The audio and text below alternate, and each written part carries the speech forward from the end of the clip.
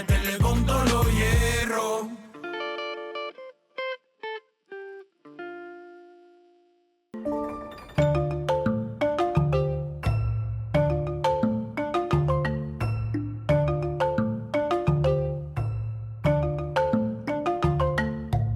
La literatura es como la música, la pintura o saber hacer una buena cablería o una instalación de plomería que esté bien hecha o levantar un edificio.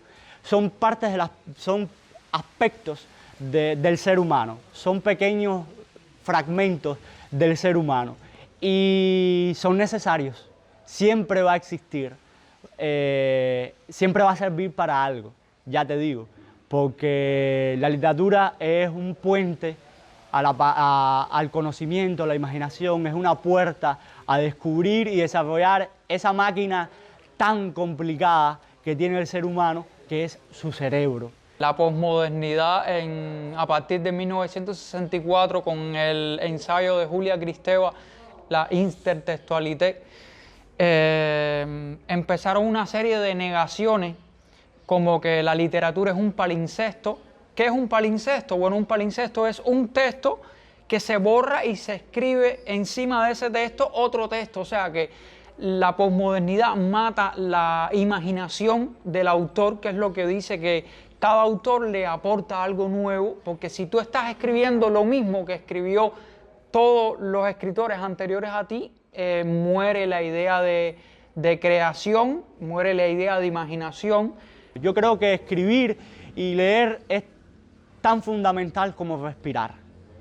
Es tan necesario como alimentarse, porque el ser humano necesita, además del alimento y de calzar un par de zapatos, necesita desarrollar algo en su interior.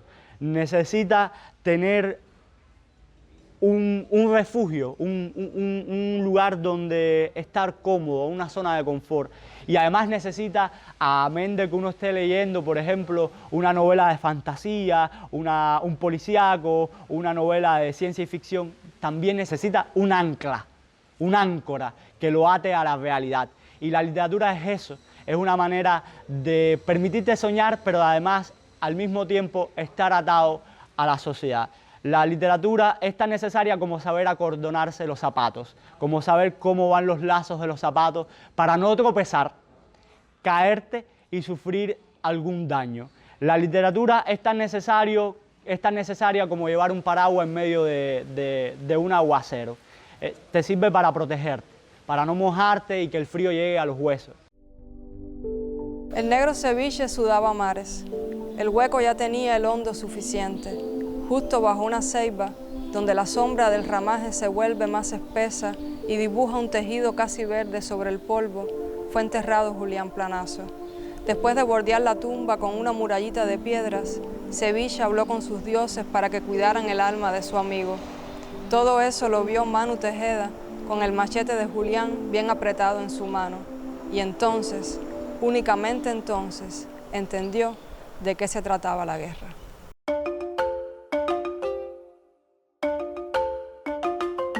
La literatura es necesaria porque te cuenta lo que te está... Para mí la literatura te cuenta la historia mejor que los libros propios de historia.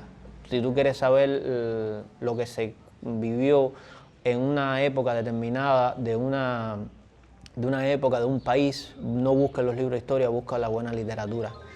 Y yo creo que la literatura es necesaria, que lo que hay es que tratar de visibilizar la obra del autor joven, que sí existe, no tanto como las personas piensan, porque antes había más elitismo, los nombres eran más mencionados, ahora hay muchos jóvenes que están escribiendo literatura de calidad, lo que no se da a dar a conocer. Y a veces el que tiene, no tiene la gran obra, no tiene la gran calidad, pero tiene mejor forma de acceso a las tecnologías, conoce mejor la forma en que se comercializa y se promueve la literatura en las nuevas tecnologías, a veces más visible que el que escribe la gran literatura, pero no sabe sortear la deficiencia, las dificultades que puede tener el mundo este de la tecnología. La literatura siempre va a ser válida por varios factores.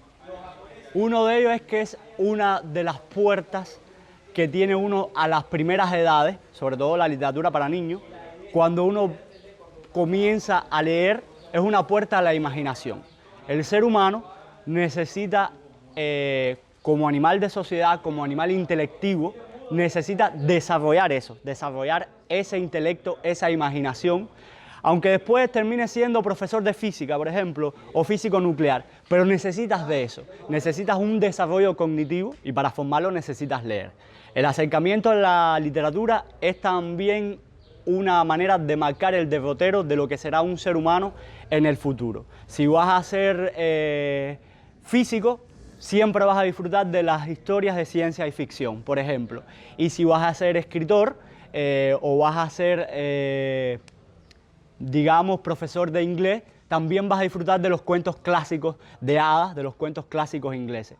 La literatura siempre va a ser válida, porque es una manera, es una forma del arte, una de las primeras formas del arte, después de que el hombre se comunicaba además, o sea, lo primero fue la palabra, amén de que después el hombre dibujaba ideogramas, pictogramas, hacía dibujos de la casa para lograr algo a través de una magia sintética o simpatética, uno necesitaba de la palabra y fue evolucionando de una manera en que hoy en el mundo hay muchísimos y diversos idiomas, pero siempre fue la palabra. Incluso las historias clásicas, pensemos por ejemplo en la Odisea y la Ilíada, los cuentos de hadas, se transmitieron de boca en boca. Iba una persona que era un trovador, un juglar, a cantar y contar en las cortes de los grandes reyes. Una Eda, un rapsoda, pero siempre iba alguien a cantar, un juglar que iba de pueblo en pueblo a cantar. Eso fue el primer acercamiento de la palabra. Después hubo la necesidad de llevar y preservar esas historias al papel. Y entonces, a través de los años, surgió el papel, surgió la imprenta, y es una manera de preservar el acervo cultural, lo cognitivo del ser humano. Por lo tanto, la literatura se encarga de eso. La de ficción, la de no ficción, siempre va a tener como uno de los objetivos, amén de que hay un objetivo didáctico, un objetivo lúdico, de esparcimiento, preservar. Por lo tanto, la literatura siempre va a ser, en cualquier época, en cualquier siglo, actual y vital. Para mí, como todo proceso de creación, no puede quedarse estancado. Un proceso de creación que se quede estancado en una sola forma de hacer, muere.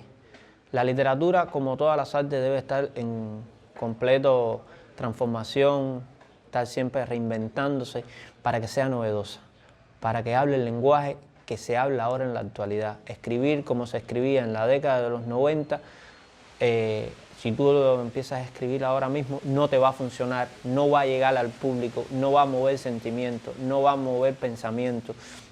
Que la literatura lo que hace es proponerte mundos diferentes, pero acorde a lo que se está viviendo. La literatura es un reflejo de la sociedad del día a día. El día a día del cubano, el día a día del ser humano hoy es las tecnologías, y sería un error no insertarse en las nuevas tecnologías. Tiene que insertarse. Para mí es una ventaja que la literatura pueda utilizar todas esas gamas de opciones que te dan las nuevas tecnologías para bien. Porque a veces un libro para un escritor es más fácil escribirlo en una computadora, que antes no había papel, que no hay papel, escasez de papel, ahora es más fácil en una computadora, no necesitas papel. Lo puedes compartir en formato digital, no es nada, y en un momento con una simple acción que tú hagas en tu celular se lo puedes compartir a 500 amigos, que de no ser por la tecnología sería muy difícil imprimir 500 copias de tu libro, de tu cuento y mandárselo a 500 amigos. Creo que sí, la literatura tiene que inventarse por ahí, a la vez hace que el lector le sirva un libro que hasta cierto modo le tiene rechazo por leer porque es muy grueso, porque la temática no lo estimula. Sin embargo, con elementos de libros más interactivos, con un spot promocional, con algo que se hace en las nuevas tecnologías, utilizando las inteligencias artificiales, te le da como un marketing, te le da una propaganda del libro que al muchacho, que a lo mejor, o al lector, que no le parecía buena idea leerse el libro, le despierta la curiosidad y dice, voy a leerme el libro. Puede ser que diga algo que me interese, puede ser que me diga algo que me aporte. O sencillamente lo empieza a leer y dice que vaya, me quedo con la película, me quedo con el spot, me quedo con la parte promocional, me quedo con el dibujito, me quedo con el muñequito que le hicieron, no me quedo con la obra. Pero por lo menos la consumió. Y así poco a poco, aunque creas que no, vas educando el gusto estético, vas creando un gusto, dice esto me gusta, esto no, pero esto me gusta, esto no, basado en qué, en su propio criterio, porque ya ha leído otras veces. Y yo creo que por ahí hay que insertarse en las nuevas tecnologías, si no, fracasaríamos. Poemas sin ciudad, por Storni, Girondo, Neruda y Lorca. Una ciudad sin baba de luna al margen del río, sin alambradas de pan de azúcar en la bahía. Una ciudad que no sufre el crepúsculo, sin alturas desde donde entre la noche de hojas que no labró el centro de los pinos. No le das tiempo al silencio de hacer gárgaras, pero estás allí, pegada a tu horizonte, sin aldabas, sin guardián. Te celas a ti misma sobre la sal que te falta, ciudad que nunca vuelve a la indiferencia del océano. Tu gente es tu océano desmedido, quienes le otorgan la humedad a tu luna. Una ciudad que no me pone a dormir sobre lo cotidiano del recuerdo. Una ciudad con el susurro de los senos al rozarse. Vamos a meterle con todos los hierros, vamos a meterle con todos los